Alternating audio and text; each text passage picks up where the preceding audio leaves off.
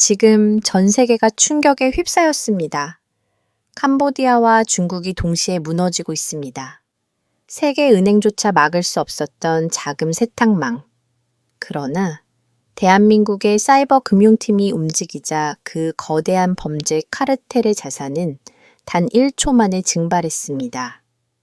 이 사건은 경제 핵무기라 불리며 전 세계를 놀라게 했습니다. 하지만 한국은 이렇게 말했습니다. 그건 정의를 실현한 기술일 뿐이다. 중국 자본으로 세운 제국이 대한민국의 한 줄 코드에 무너진 것입니다. 이제 전 세계는 묻습니다. 대체 대한민국은 어디까지 할 수 있는가? 저는 지난 7년간 캄보디아 중앙은행에서 외환정책 수석 고문으로 일했습니다. 그 전에는 영국 재무청에서 15년 동안 동남아시아 금융시장을 담당했습니다.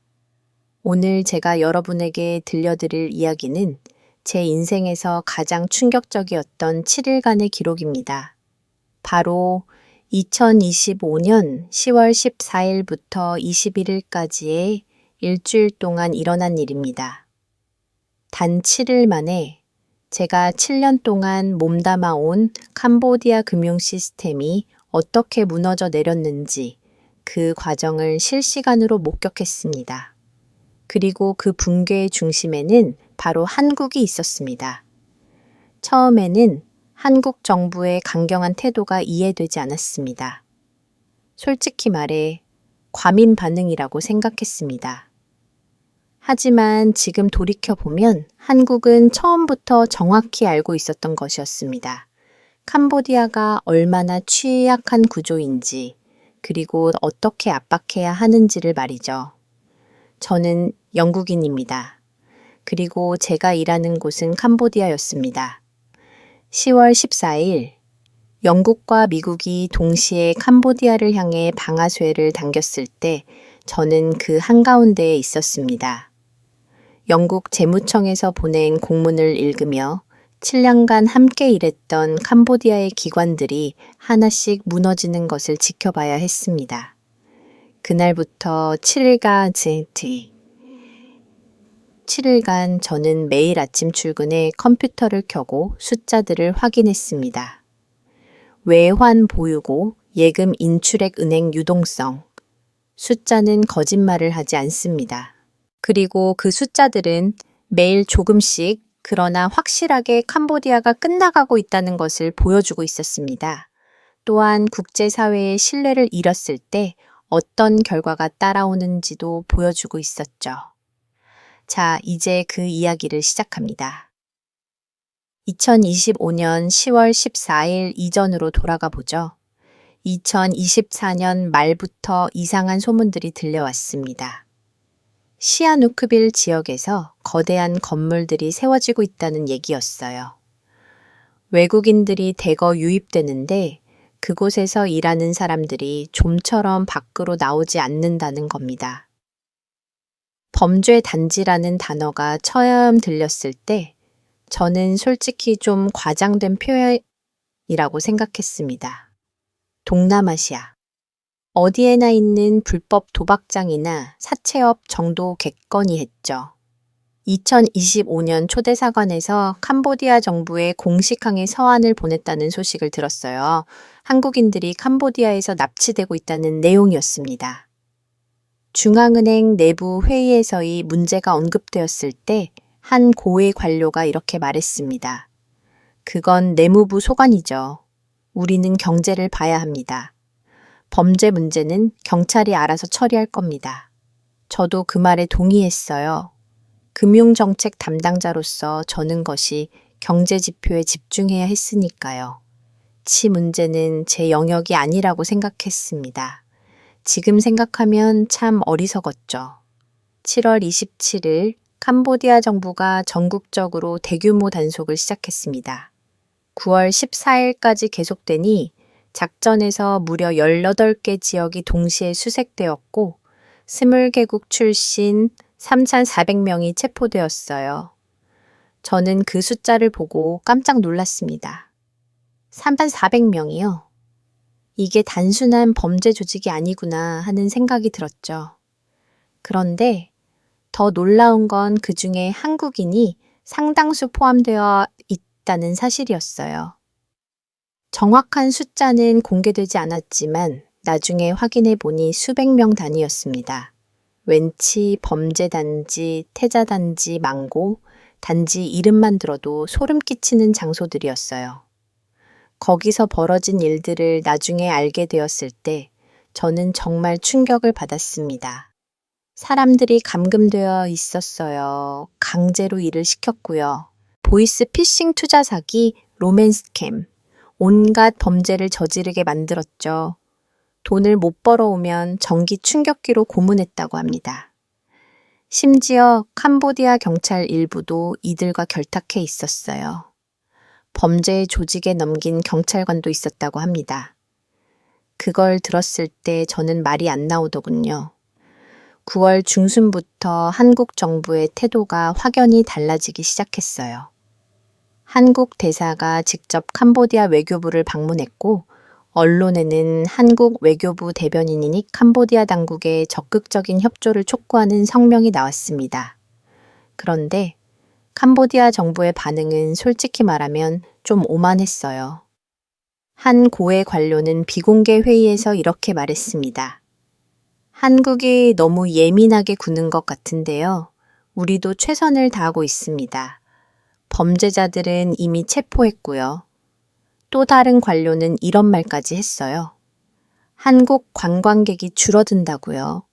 캄보디아에 오는 외국인 관광객 중 한국인은 8% 정도입니다. 중국인 관광객이 더 많아요. 크게 걱정할 일은 아닙니다. 저는 그 회의에 참석하지 않았지만 나중에 동료로부터 전해 들었어요. 그리고 그때 저도 비슷하게 생각했던 것 같습니다. 한국이 좀 과민 반응하는 거 아닌가. 데이터를 봐도 그랬어요. 한국의 데캄보디아 투자액은 전체 외국인 직접 투자의 4% 정도였습니다. 원조 지원금 40억 원도 물론 큰 돈이지만 캄보디아 전체 예산에서 보면 6.7% 수준이었죠. 설마 한국이 이 정도로 강하게 나올까 저는 그렇게 생각했습니다. 그리고 그게 제 첫 번째 실수였어요. 그런데 10월 초는 우연히 한국 대사관 영사를 만날 기회가 있었어요. 경제 관련 세미나였는데 쉬는 시간에 잠깐 이야기를 나눴습니다. 그분은 조심스럽게 말했어요. 지금 한국에서 여론이 정말 심각합니다. 20대 대학생이 캄보디아에서 사망했다는 뉴스가 나갔거든요. 고문당해서요. 지금 한국 국민들이 얼마나 분노하고 있는지 캄보디아 정부가 알아야 할 것 같아요. 저는 그때 처음으로 불안감을 느꼈습니다. 9월 말 저는 런던에 있는 옛 동료에게서 이메일을 받았습니다. 제임스, 캄보디아 상황 괜찮아. 여기 재무청에서 캄보디아 관련 뭔가 검토 중이라는 얘기가 들리던데 저는 대수롭지 않게 답장했어요. 괜찮아. 범죄 단속 좀 시끄러웠지만 정리되고 있어. 경제 지표는 여전히 양호하고 그 동료가 다시 물었습니다. 프린스 그룹 관련해서 혹시 아는 거 있어? 이름이 자꾸 거론되더라고. 저는 잠시 멈칫했어요. 프린스 그룹이요? 그 회사가 왜 영국 재무청 레이더에 잡혔을까요? 프린스 그룹은 여기서 제일 큰 재벌이야. 뭔가 문제 있어 잘은 모르겠는데 미국 쪽이랑 뭔가 조율하고 있다는 얘기가 있어. 조심해. 저는 그 이메일을 읽고도 별로 심각하게 받아들이지 않았습니다. 영국과 미국이 캄보디아의 한 기업을 조사한다. 설마요 10월 초 중앙은행 총재 주재 회의가 있었습니다. 그 자리에서 누군가 물었어요. 한국 문제 어떻게 되고 있습니까? 총재가 손을 흔들며 대답했죠. 우리가 할 수 있는 건 다 했습니다. 범죄자들은 체포했고 이제 한국 측에서 송환 절차를 진행하면 됩니다. 곧 조용해질 겁니다. 모두가 고개를 끄덕였어요. 저도 마찬가지였고요. 10월 11일 저는 중앙은행 총재실에 호출되었습니다. 총재가 심각한 표정으로 물었어요. 윌리엄슨 박사 한국 상황 어떻게 보십니까? 좀 복잡하긴 하지만 외교적으로 풀릴 거라고 봅니다. 그럼 경제적 영향은 지금으로서는 미미합니다. 한국 관광객 감소와 일부 투자 보류 정도인데 전체 경제에 미치는 영향은 크지 않습니다. 총재가 고개를 끄덕였어요. 좋습니다. 그런데 혹시 미국이나 영국 쪽에서 뭔가 들은 거 있습니까? 박사님이 영국 재무청 출신이시니까. 저는 순간 며칠 전 런던 동료의 이메일이 떠올랐습니다. 특별히 들은 건 없습니다. 다만 런던 쪽에서 프린스 그룹 이름이 거론되고 있다는 얘기는 들었습니다. 하지만 구체적인 내용은 모릅니다. 총재의 표정이 잠시 굳었다가 이내 풀어졌어요. 프린스 그룹은 우리 경제의 기둥입니다. 설마 미국이나 영국이 함부로 건드리진 않겠죠. 저도 그렇게 믿고 싶었어요. 10월 13일 일요일 저는 집에서 쉬고 있었습니다. 다음 날이면 평범한 월요일이 시작될 거라고 생각했죠. 그날 저녁 런던에 있는 옛 동료에게서 짧은 문자가 왔어요. 제임스 내일 조심해 큰일 터진다. 무슨 큰일이요? 저는 답장을 보냈지만 그는 더 이상 답하지 않았습니다. 그날 밤 저는 불안한 마음으로 잠들었어요. 그리고 다음 날 아침 제 인생에서 가장 긴 일주일이 시작되었습니다. 솔직히 말씀드리면 캄보디아 정부 내에서 한국은 그렇게 큰 변수로 여겨지지 않았습니다. 저는 영국 재무청에서 15년간 일하면서 아시아 금융시장을 담당했어요. 그 경험으로 볼 때 동남아시아에서 영향력이 큰 나라는 명확했죠. 중국, 일본, 그리고 미국 이 세 나라가 움직이면 동남아 전체가 흔들렸습니다. 한국은요, 물론 중요한 경제 대국이에요. 하지만 동남아시아에서 직접적인 정치적 영향력을 행사하는 나라는 아니었죠. 투자도 하고 관광객도 보내고 원조도 지원하지만 그 정도였어요. 캄보디아 내부에서도 마찬가지였습니다. 중앙은행 회의에서 주요 협력국이라고 하면 항상 중국이 먼저 나왔어요. 중국은 캄보디아 최대 투자국이자 최대 원조국이었으니까요. 한 고위 관료는 이런 말을 했던 게 기억납니다. 한국이 불편해 한다고요. 그래서요. 한국이 우리한테 뭘 할 수 있는데요. 지금 생각하면 정말 오만했죠. 하지만 그게 당시 분위기였어요.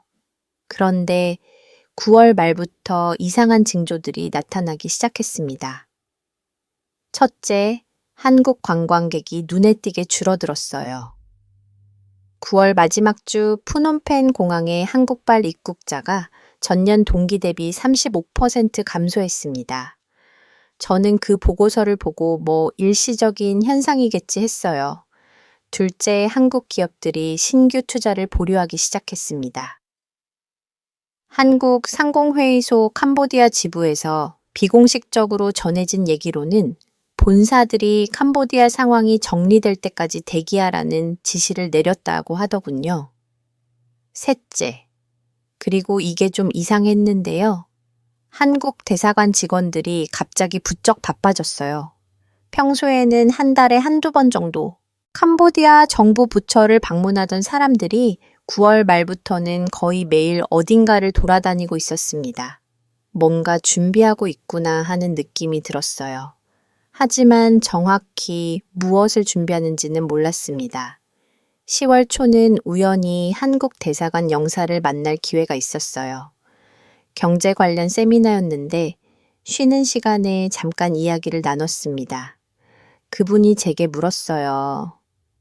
윌리엄슨 박사님, 캄보디아 중앙은행에서 일하시니까 여쭤보고 싶은데요. 프린스 그룹, 거기 재무구조 건전한가요? 저는 좀 의아했습니다. 왜 영사가 금융회사 재무구조를 물어보지네. 제가 아는 한 건전합니다. 왜요? 사실 저희가 파악한 바로는 프린스 그룹 계열사 중 일부가 범죄 조직과 연결되어 있을 가능성이 있습니다. 한국인 피해자들 중 상당수가 프린스 그룹 소유 건물에서 감금되어 있었거든요. 저는 그 말을 듣고 충격을 받았어요. 프린스 그룹이 직접 범죄에 연루되어 있다고요. 그건 확실한 정보인가요? 저희가 확인 중입니다. 하지만 증거가 계속 나오고 있어요. 그리고 윌리엄슨 박사님, 한 가지 더 말씀드리고 싶은데요. 지금 한국에서 여론이 정말 심각합니다. 20대 대학생이 캄보디아에서 사망했다는 뉴스가 나갔거든요. 고문당해서요. 지금 한국 국민들이 얼마나 분노하고 있는지 캄보디아 정부가 알아야 할 것 같아요. 저는 그때 처음으로 불안감을 느꼈습니다. 그날 저녁 저는 한국 뉴스를 검색해 봤어요. 번역기를 돌려가며 기사들을 읽었습니다. 댓글들이 정말 무서웠어요. 수만 개의 댓글이 분노로 가득 차 있었어요. 캄보디아 여행을 절대 가지 말라는 경고 정부가 강력하게 대응해야 한다는 요구, 심지어 군대를 보내서라도 국민을 구출해야 한다는 주장까지 있었습니다. 저는 그제야 깨달았습니다. 이건 단순한 외교 문제가 아니구나. 한국 전체가 움직이고 있구나. 저는 방콕에서 열린 동남아 금융실무자 회의에 참석했습니다. 저녁 식사 자리에서 태국 중앙은행 부총재와 이야기를 나눴어요. 그분이 갑자기 캄보디아 얘기를 꺼냈습니다. 제임스 캄보디아에서 요즘 한국인 문제로 시끄럽다면서요. 네, 좀 복잡한 상황이긴 한데 곧 정리될 겁니다. 그분이 고개를 저었어요. 글쎄요. 저희 태국에서는 좀 다르게 보고 있는데요. 한국이 이번엔 진짜 화난 것 같던데요. 무슨 뜻이죠? 태국 언론에서 난리예요. 한국이 캄보디아에 군대를 보낼 수도 있다는 보도까지 나왔어요. 물론 과장된 거겠지만 아무튼 태국 국민들은 다들 흥미진하게 지켜보고 있습니다. 저는 어이가 없었어요. 누군데요? 그게 말이 됩니까? 그건 너무 과장된 거 아닙니까? 태국 부총재가 웃으면서 말했습니다. 과장이든 아니든 중요한 건 여론이죠. 지금 동남아시아 전체가 이 상황을 지켜보고 있어요. 한국이 어떻게 대응하는지. 솔직히 말하면요. 제임스, 태국도 비슷한 문제가 있거든요. 우리도 범죄 조직 때문에 골머리 앓고 있어요. 그런데 우리는 제대로 해결을 못하고 있죠. 만약 한국이 캄보디아에서의 문제를 강력하게 해결한다면 그게 선례가 되는 겁니다. 동남아 전체에. 저는 그때 깨달았어요. 이게 단순히 캄보디아 한국 양자 문제가 아니라는 걸, 동남아시아 전체가 주목하고 있다는 걸. 회의가 끝나고 호텔로 돌아와서 저는 태국 언론을 검색해 봤습니다. 정말로 있더군요. 방콕 포스트 네이션 등 주요 매체들이 캄보디아 상황을 자세히 보도하고 있었어요. 그런데 논조가 재미있었습니다. 마치 응원하는 것 같았어요. 한국이 캄보디아를 혼내주기를 바라는 것처럼. 나중에 알았지만 태국과 캄보디아는 국경 분쟁으로 사이가 좋지 않았습니다. 그러니 태국 입장에서는 한국이 캄보디아를 압박하는 게 나쁘지 않은 구경거리였던 거죠. 베트남도 비슷했습니다. 베트남 언론에서도 캄보디아 상황을 주목하고 있었고, 일부에서는 한국의 강경 대응을 지지하는 논조까지 나왔어요. 동남아시아 전체가 한국의 다음 수를 기다리고 있었습니다. 월요일 아침 7시 30분, 저는 평소보다 30분 일찍 출근했습니다. 주말 내내 불안했던 마음 때문이었죠. 사무실에 도착해서 컴퓨터를 켰어요. 이메일함을 열었습니다. 그리고 얼어붙었습니다. 받은 편지함 맨 위에는 개의 이메일이 거의 동시에 도착해 있었어요. 첫 번째 이메일을 클릭했어요. 제목, 긴급 통보 프린스 그룹 금융 제재 조치. 본문을 읽기 시작했습니다. 그리고 읽으면 읽을수록 숨이 막혔어요. 미국 재무부는 프린스 그룹과 천주 회장을 초국가적 범죄 조직으로 공식 지정했습니다. 계열사 149개가 명단에 올라 있었어요. 미국과 영국 내 모든 자산이 즉각 동결된다는 내용이었습니다. 두 번째 이메일을 열었습니다. 미국 법무부 공문이었어요. 천주 회장을 온라인 금융사기와 자금 세탁 혐의로 정식 기소했다는 내용. 그리고 마지막 문단에 이런 문장이 있었습니다. 비트코인 12만 7인 건개 미화 21조 원 상당을 압수 완료. 미국 법무부 역사상 단일 사건 최대 규모의 암호화폐 압수였습니다. 세 번째, 네 번째 이메일도 비슷한 내용이었어요. 영국 정부는 천지 회장이 런던에 소유한 부동산을 전부 압류했다고 했습니다. 그 규모가 1억 파운드 한화로 약 1,900억 원이었어요. 홍콩과 버진 아일랜드에 있는 자산까지 추적 중이라고 했습니다. 머리가 복잡했어요. 이건 단순한 제재가 아니었습니다. 이건 완전한 금융 처형이었어요. 오전 9시 긴급 임원회의가 소집되었습니다. 회의실에 들어갔을 때 이미 모두가 알고 있었어요. 총재의 얼굴이 창백했습니다. 여러분, 방금 미국과 영국으로부터 공식 통보를 받았습니다. 프린스 그룹에 대한 전방위 금융 제재가 발동되었습니다. 회의실이 술렁이었어요. 한 부총재가 물었습니다. 규모가 어느 정도입니까? 비트코인만 21조 원입니다.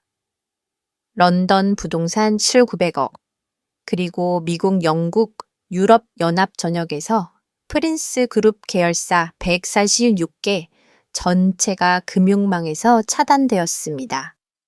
침묵이 흘렀습니다. 제가 조심스럽게 물었어요. 총재님, 이게 정확히 무엇을 의미합니까? 윌리엄슨 박사, 당신이 영국 재무청 출신이니 더 잘 알 텐데요.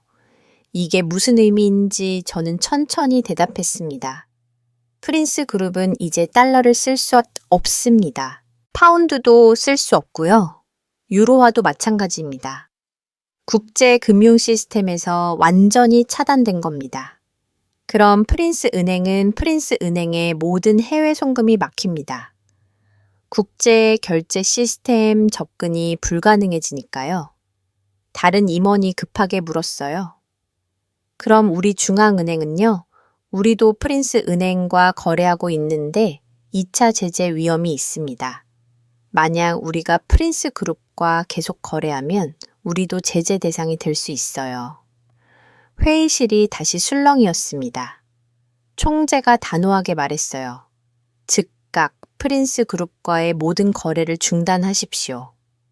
지금 당장요. 오전 10시쯤 또 다른 소식이 들어왔습니다. 한국금융위원회가 움직였다는 겁니다. 제 동료가 급히 달려와서 보고했어요. 박사님, 한국이 프린스 그룹 관련을 동결했습니다. 언제요? 미국과 영국 발표 6여 시간 만입니다. 오늘 오후 2시에 발표했다고 합니다. 저는 깜짝 놀랐어요. 6시간이요.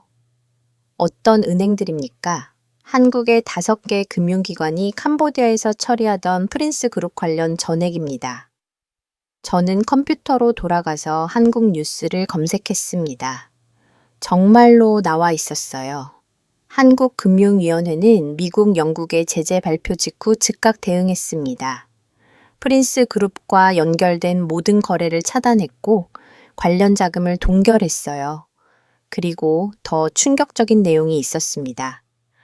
한국 정부가 2차 제재, 즉 세컨더리 보이콧을 검토 중이라는 거예요. 프린스 그룹과 거래하는 모든 기관을 제재 대상에 올릴 수 있다는 경고였습니다.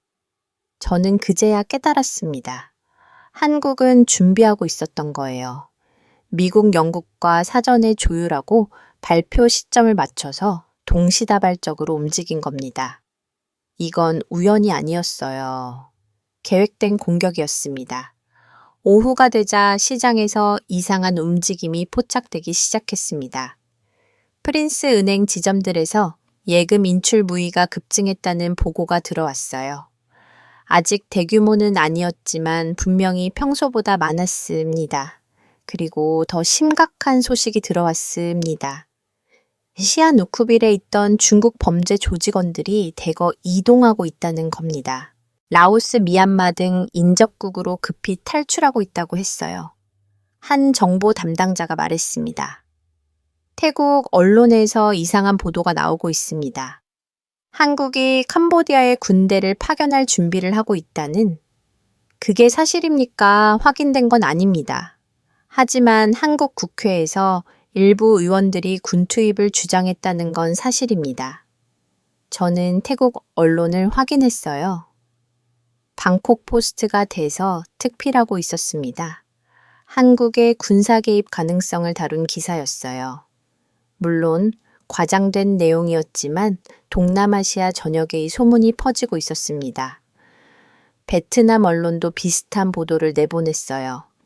심지어 일부에서는 한국 특수부대가 캄보디아에 잠입했다는 근거 없는 소문까지 돌았습니다. 사실이든 아니든 중요한 건 심리였어요. 범죄 조직원들이 공포를 느끼고 있었다는 겁니다. 오후 5시 저는 사무실에서 창밖을 내다봤습니다. 푸놈펜 시내는 평온해 보였어요. 사람들은 여전히 오토바이를 타고 거리를 누비고 상점들은 문을 열고 장사를 하고 있었습니다. 하지만 저는 알고 있었어요. 수면 아래에서 무언가가 흔들리고 있다는 걸. 그날 저녁 저는 집으로 돌아가는 길에 프린스 은행 본점 앞을 지나갔습니다. 평소와 다를 게 없어 보였어요. 하지만 은행 로비 안을 자세히 들여다보니 직원들이 뭔가 심각하게 회의하고 있었습니다. 저는 불길한 예감이 들었습니다. 집에 도착해서 런던 동료에게 전화를 걸었어요. 제임스 괜찮아. 솔직히 모르겠어. 오늘 무슨 일이 벌어진 거야? 한국이 움직인 거지. 미국, 영국이랑 완벽하게 조율해서 말이야. 재무청에서 몇 달 전부터 준비하고 있었대. 몇 달 전부터요. 한국 정부가 여름부터 우리한테 정보 넘기고 있었어. 프린스 그룹 범죄 증거들. 우리도 독자적으로 조사했고 미국도 마찬가지였고 그래서 오늘 동시에 터뜨린 거야. 저는 할 말을 잃었습니다. 제임스 조심해. 이제 시작이야. 캄보디아는 앞으로 며칠간 지옥을 맛볼 거야. 전화를 끊고 나서 저는 창밖을 바라봤습니다. 푸놈펜의 밤은 여전히 평화로워 보였어요. 하지만 폭풍이 오고 있었습니다. 화요일 아침, 저는 평소보다 일찍 출근했습니다. 밤새 잠을 제대로 못 잤거든요. 사무실에 도착하자마자 국제 뉴스를 확인했어요. 프린스 그룹 제재가 전 세계 주요 언론의 헤드라인을 장식하고 있었습니다. 미국 언론들은 21조 원 규모의 암호화폐 압수를 크게 다뤘어요. 단일 사건으로는 역대 최대 규모라는 점을 강조했습니다. 영국 언론들은 런던 부동산 압류에 초점을 맞췄고요. 범죄 수익으로 영국 땅을 사들인 조직을 용서하지 않겠다는 정부의 강경한 입장을 보도했습니다. 그런데 아시아 언론의 논조가 흥미로웠어요. 일본은 즉각 자국민을 대상으로 캄보디아 여행 경보를 강화했습니다. 납치와 사기 조직에 대한 경계량을 재발령했어요. 일본 외무성은 한국 정부와 정보를 공유하고 공동 대응을 협의 중이라고 밝혔습니다. 싱가포르, 홍콩, 대만도 비슷한 움직임을 보였어요. 캄보디아를 범죄 경제의 중심지로 규정하고 자국민 보호에 나섰습니다. 저는 그제야 깨달았습니다. 한국이 촉발하니 사건이 이제 전 아시아의 문제가 되고 있다는 걸요. 오전 9시 중앙은행 임원회의가 다시 열렸습니다. 총재가 어두운 표정으로 말했어요. 여러분, 상황이 예상보다 심각합니다. 지난 24시간 동안 외환시장에서 이상 징후가 포착되고 있습니다. 한 부총재가 물었습니다. 어떤 징후입니까? 외국 투자자들이 자금을 빼내고 있습니다. 아직 대규모는 아니지만 분명한 흐름입니다. 저는 제 컴퓨터로 외환 보유고 데이터를 확인했어요. 어제 하루 동안 외환 보유고가 1.8% 감소했습니다. 평소라면 무시할 수준이지만 단 하루 만의 변동으로는 이례적이었어요. 오후 2시쯤 폭탄 같은 소식이 들어왔습니다. 한국 정부가 전 세계를 보낸다는 겁니다. 처음에는 소문인 줄 알았어요. 하지만 곧 공식 확인이 들어왔습니다.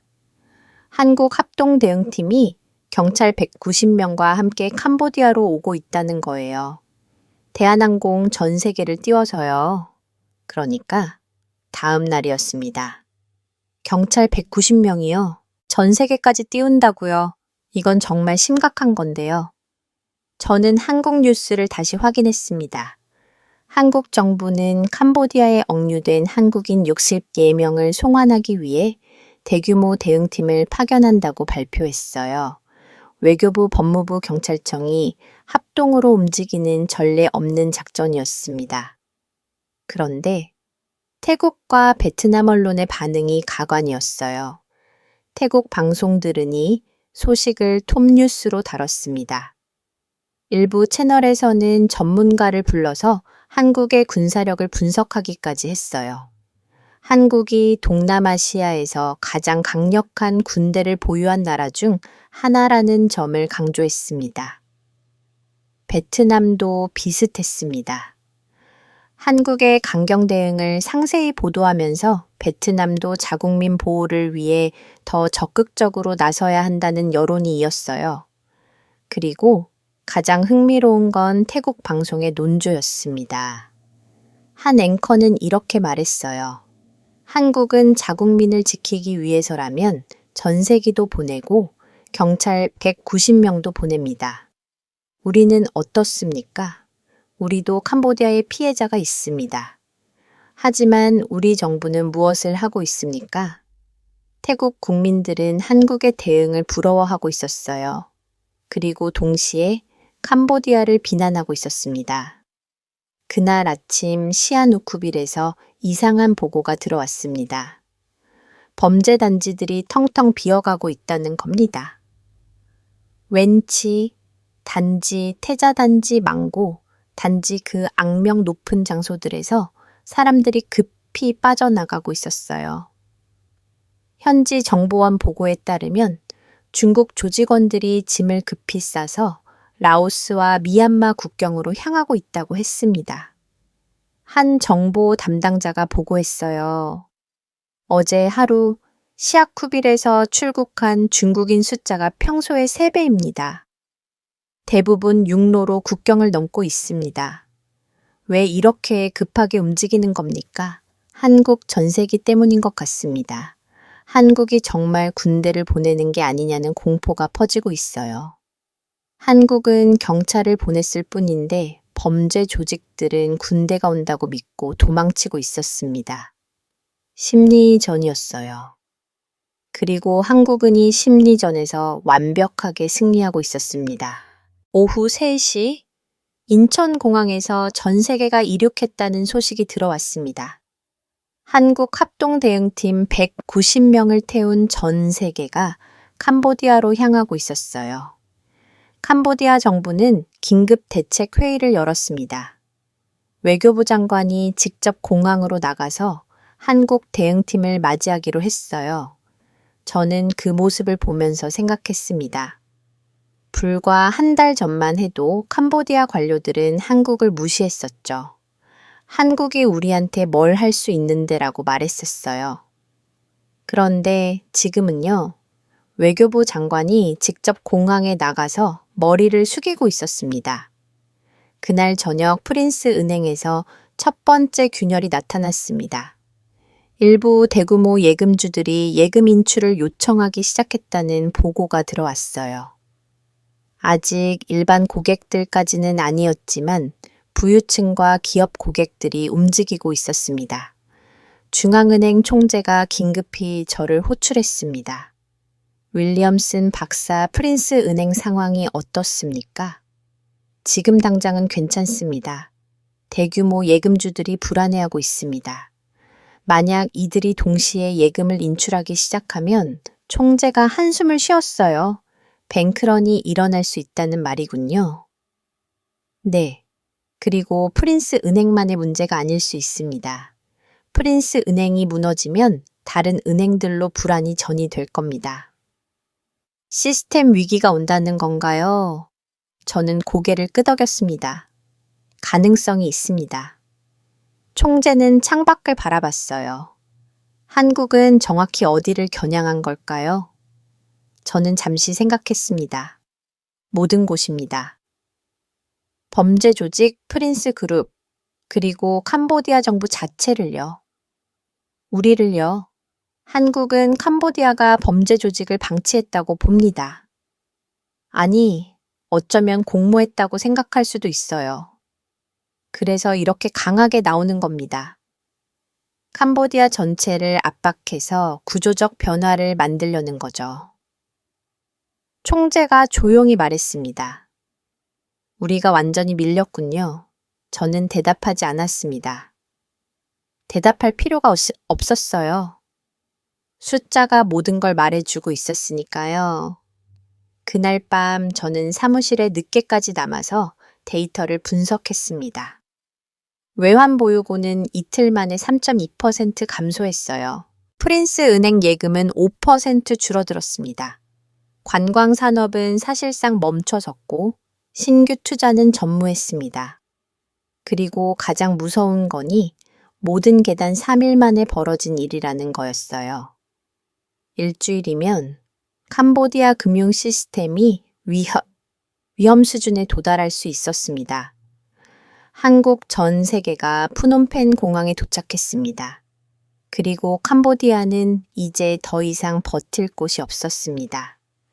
저는 집에서 뉴스를 보고 있었습니다. 한국 방송들이 푸의 모습을 생중계하고 있었어요. 한국 합동 대응팀 190명이 공항에 도착했습니다. 경찰 제복을 입은 사람들이 줄 지어내리는 모습이 화면에 가득 찼어요. 캄보디아 외교부 장관이 직접 나와서 그들을 맞이했습니다. 고개를 숙이고 악수를 청하고 최대한 공손한 태도를 보였어요. 불과 한 달 전만 해도 상상할 수 없는 장면이었습니다. 그날 밤 캄보디아 정부와 한국 대응팀 사이에 긴급 협상이 벌어졌다는 소식이 들어왔어요. 한국이 요구한 건 명확했습니다. 억류된 한국인 64명을 즉각 인계하라. 캄보디아는 더 이상 버틸 수 없었습니다. 푸놈펜 공항 활주로에 전 세계가 서 있었습니다. 그리고 64명의 한국인이 한 명씩 비행기에 올랐어요. 저는 그 장면을 다음 날 아침 뉴스로 봤습니다. 어떤 사람은 눈물을 흘리고 있었고 어떤 사람은 멍한 표정으로 걸어가고 있었어요. 새벽 2시 17분 전세기가 이륙했습니다. 6시간 후인 오전 8시 한국 인천공항에 도착했어요. 한국 언론들이 공항을 가득 메웠습니다. 64명이 내리는 모습을 생중계했고 한국 국민들은 환호했어요. 그런데 저는 한국 뉴스를 보면서 이상한 느낌을 받았습니다. 환호만 있는 게 아니었어요. 분노도 있었습니다. 댓글들을 보니 사람들이 이렇게 말하고 있었어요. 이제 시작이다. 캄보디아는 대가를 치러야 한다. 63명만으로는 부족하다. 아직 100명이 더 남아있다. 프린스 그룹을 완전히 박살내야 한다. 한국은 만족하지 않았습니다. 이건 끝이 아니라 시작이었어요. 캄보디아 훈센 총리가 긴급 기자회견을 열었습니다. 저는 사무실에서 생중계를 봤어요. 총리의 표정이 제가 본 적 없는 모습이었습니다. 피곤하고 지쳐 보였어요. 캄보디아 정부를 대표하여 한국 국민 여러분께 깊은 사과의 말씀을 드립니다. 총리가 고개를 숙였습니다. 한국인 피해자들이 우리 땅에서 고통받았고 일부는 소중한 생명을 잃었습니다. 이는 캄보디아 정부의 책임입니다. 우리가 더 빨리, 더 강력하게 대응했어야 했습니다. 프린스 그룹과 관련된 범죄 조직을 완전히 소탕하겠습니다. 한국 정부와 긴밀히 협력하여 남아있는 피해자들을 구출하고 범죄자들을 처벌하겠습니다. 하지만 저는 알고 있었어요. 이 사과가 진심에서 나온 건지 아니면 압박에 못 이겨 나온 건지 기자회견이 끝난 후 중앙은행에 긴급 지시가 내려왔습니다. 한국 정부가 제공하는 원조 자금 4,500억 원이 중단될 위기에 처했다는 겁니다. 한 고위 관료가 패닉 상태로 말했어요. 사도 500억이면 우리 올해 개발 사업 예산의 7%입니다. 저는 조용히 말했습니다. 그게 문제가 아닙니다. 무슨 뜻입니까? 한국 자금이 끊기면 다른 나라들도 재검토하기 시작할 겁니다. 일본, 싱가포르, 유럽연합 모두 캄보디아 투자를 다시 생각하게 될 거예요. 4,500억은 시작일 뿐입니다. 제 예상은 빗나가지 않았습니다. 주말임에도 불구하고 저는 출근했어요. 외환 시장 모니터링 때문이었습니다. 데이터를 보는 순간 저는 숨이 막혔습니다. 지난 5일간 외환 보유고가 총 8.7% 감소했어요. 단 5일 만에요. 그리고 더 심각한 건 외국인 직접 투자 신규 유입이 완전히 멈춰섰다는 겁니다. 제로였어요. 10월 14일 이후 캄보디아로 들어온 신규 투자가 단 한 건도 없었습니다.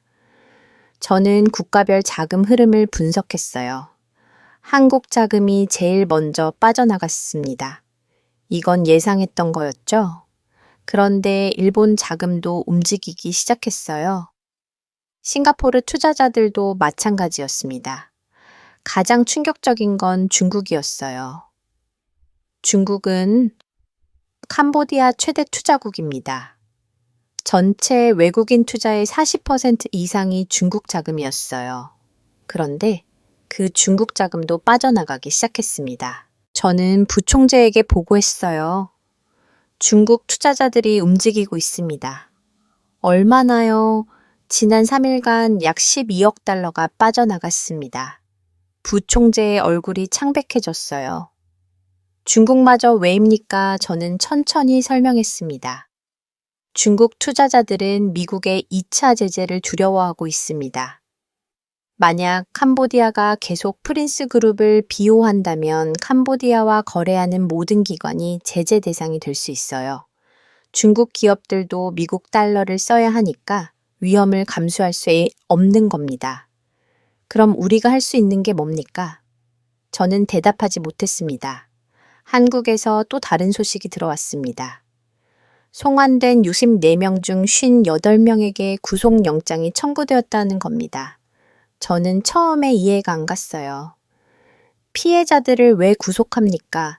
하지만 한국 뉴스를 자세히 읽어보니 이해가 됐습니다. 그들은 피해자인 동시에 가해자였어요.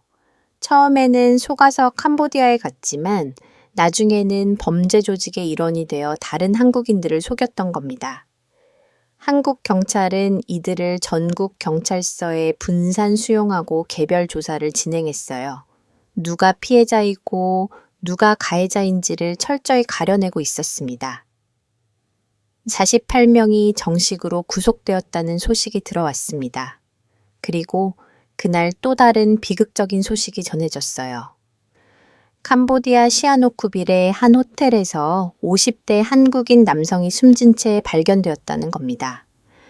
유서로 추정되는 메모가 남아 있었다고 했어요. 한국 대사관이 긴급히 움직였고 현지 경찰과 함께 조사에 착수했습니다. 저는 그 뉴스를 보면서 가슴이 무거웠습니다. 또 한 명의 생명이 사라졌어요. 캄보디아 땅에서. 그리고 같은 날 더 비극적인 소식이 있었습니다. 20대 한국인 대학생의 유해가 한국으로 돌아간다는 거예요.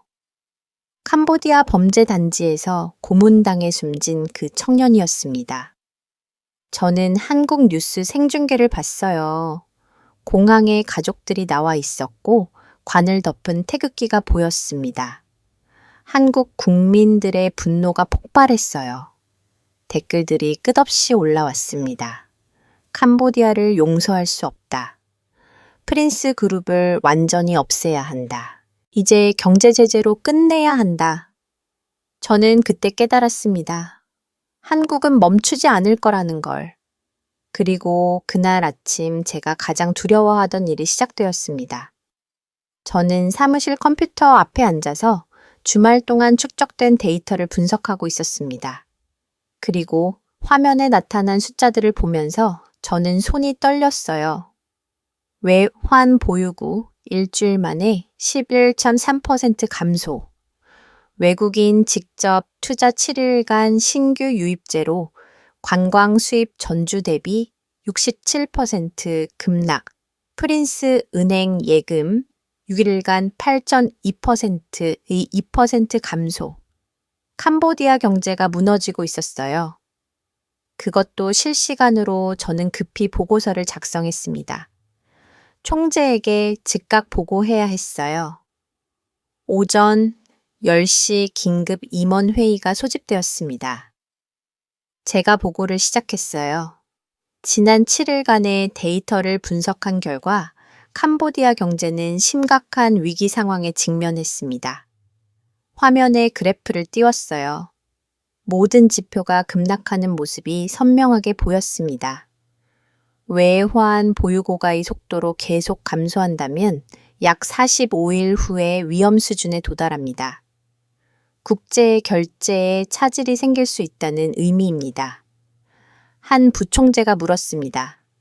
45일이면 12월 초입니까? 내 크리스마스 시즌 전에 외환 위기가 올 수 있습니다. 회의실이 조용해졌어요. 총재가 물었습니다. 해결 방법은 없습니까? 2가지입니다. 첫째, 한국과의 관계를 즉각 회복하고 국제사회의 신뢰를 되찾는 것. 둘째, 국제통화기금에 긴급 지원을 요청하는 것. 국제통화기금이요? 저는 고개를 끄덕였습니다.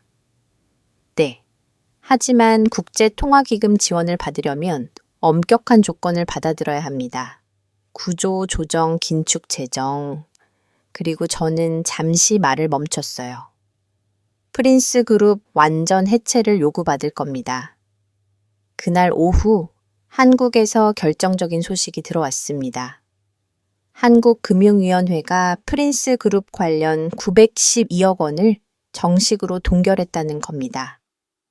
총 5개 기관이 처리하던 프린스 그룹 관련제 거래가 완전히 차단되었어요. 저는 이 조치의 의미를 정확히 알고 있었습니다. 912억 원은 단순히 돈의 문제가 아니었어요. 이건 프린스 은행 국제거래의 23%에 해당하는 규모였습니다.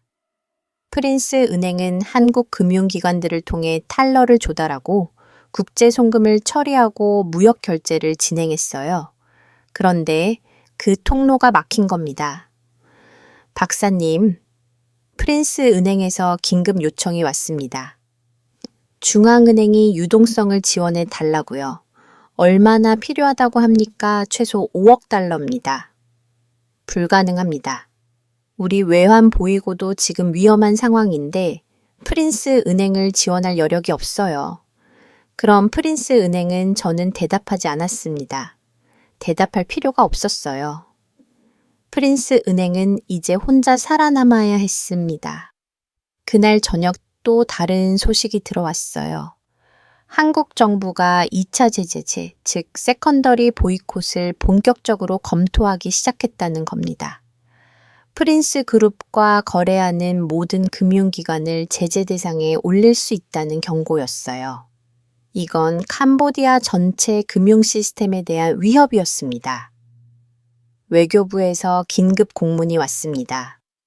한국 정부가 캄보디아에 제공하기로 한 원조 자금 4,500억 원의 집행을 잠정 중단한다는 내용이었어요.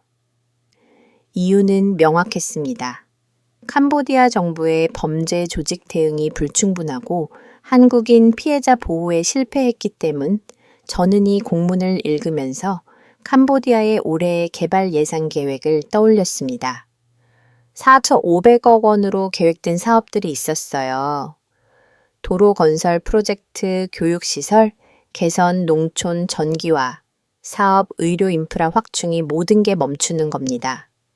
그리고 더 큰 문제는 다른 나라들도 따라할 가능성이 높다는 거였어요.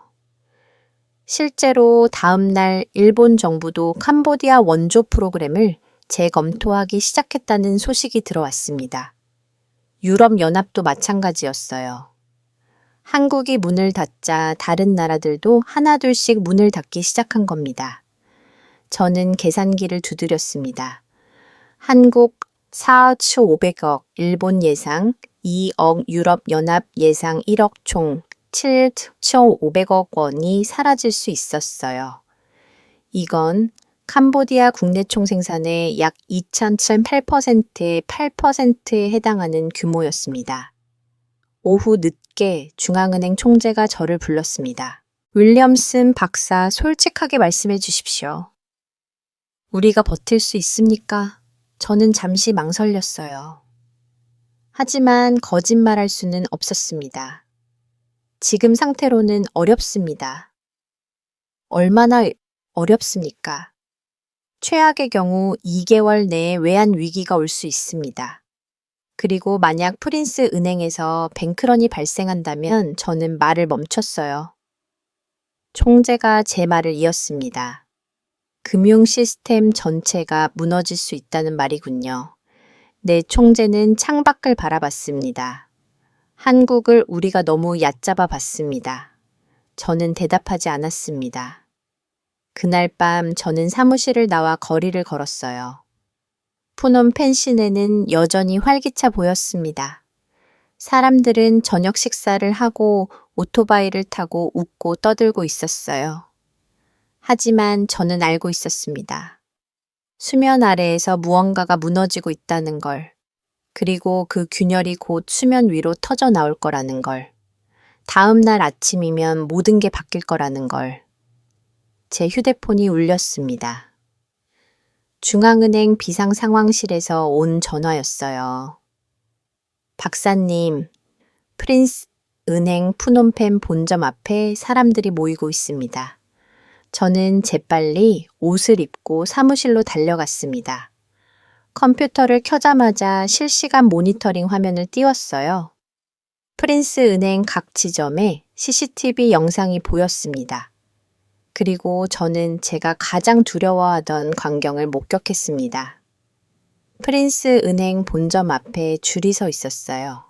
아직 은행 문이 열리지도 않았는데 이미 50명 이상이 기다리고 있었습니다. 9시 30분 은행 문이 열렸습니다. 사람들이 안으로 들어갔어요.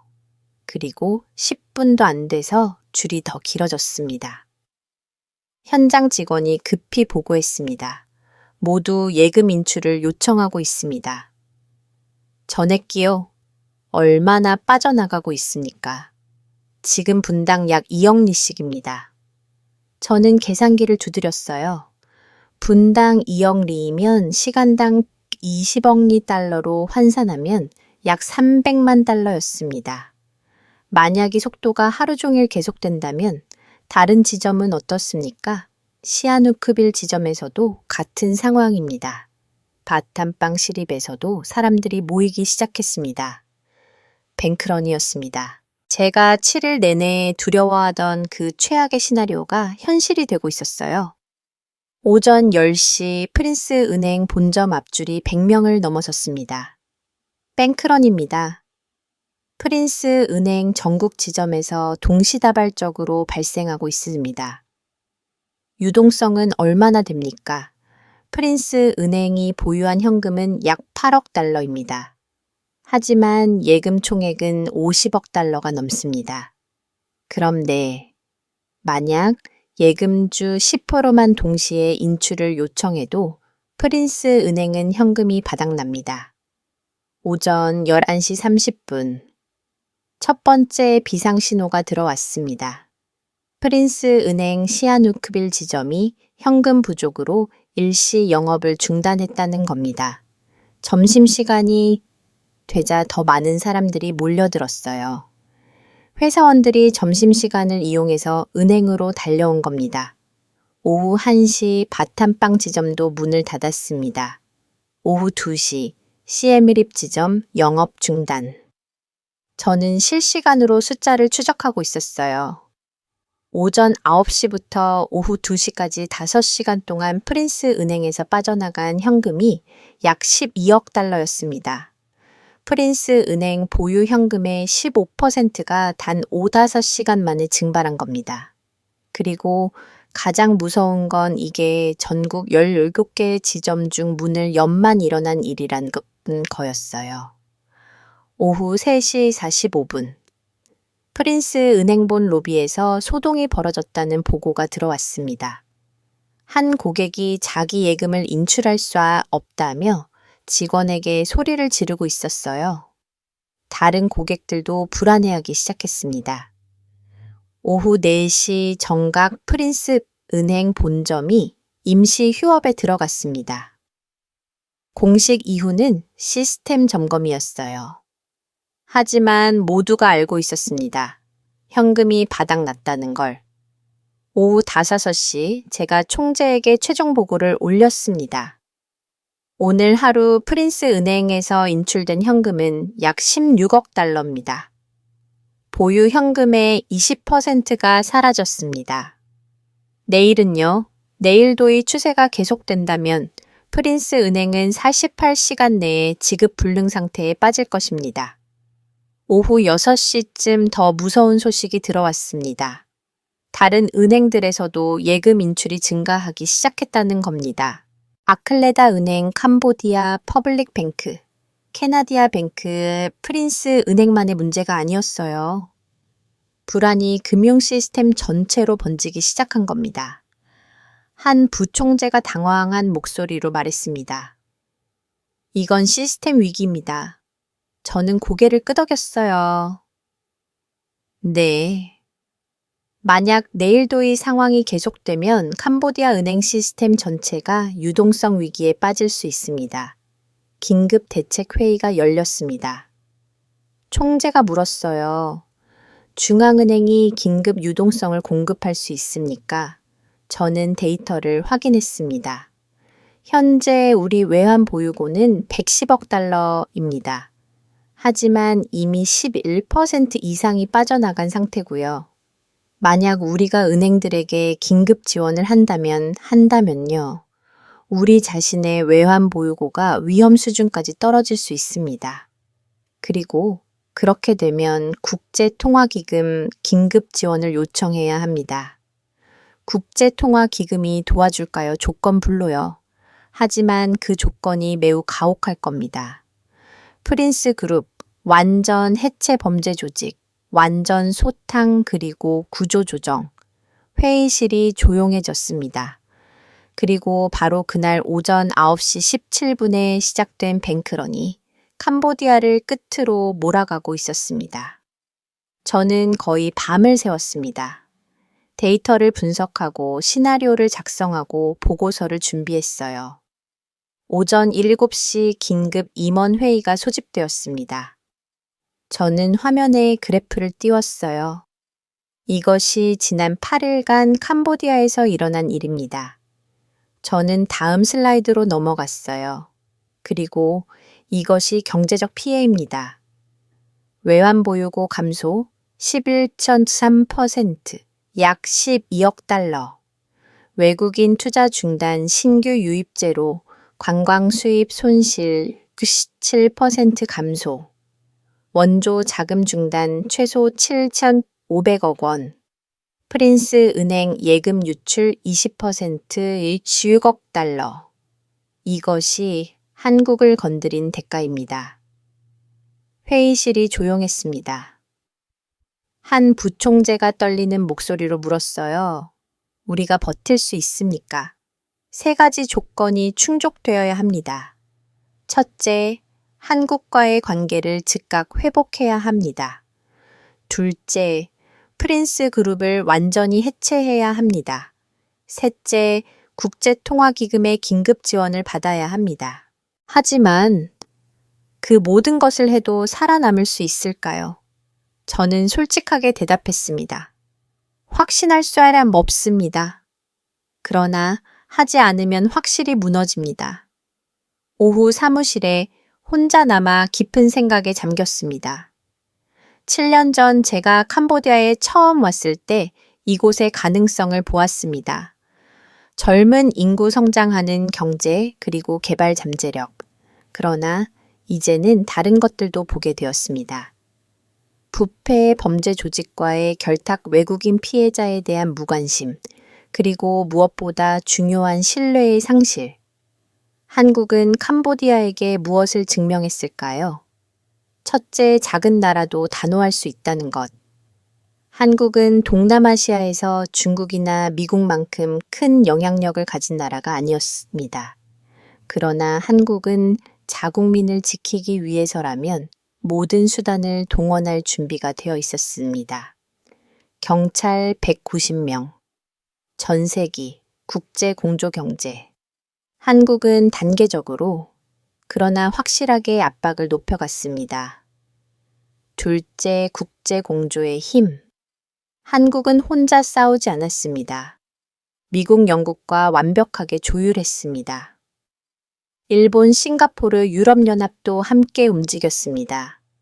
한국이 시작한 작은 불씨가 국제사회 전체의 불길로 번졌습니다. 셋째, 경제의 무기화. 한국은 군대를 보내지 않았습니다.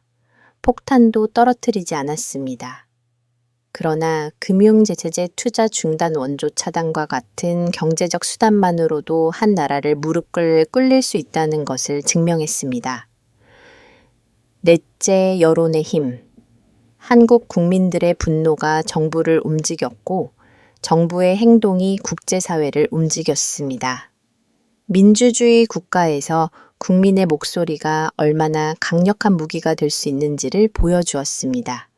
2025년 10월 14일부터 21일까지 단 8일 만에 캄보디아 경제는 신뢰를 잃었고 그 대가는 상상을 초월했습니다. 그리고 마지막 문장은 이렇게 끝맺습니다. 한국은 세계에 증명했습니다. 국민의 생명과 안전을 지키는 일에 있어서는 어떤 나라도 어떤 경제적 이익도 타협할 수 없다는 것을. 오늘 이야기에 대한 여러분의 생각을 댓글로 나눠주시면 큰 힘이 됩니다.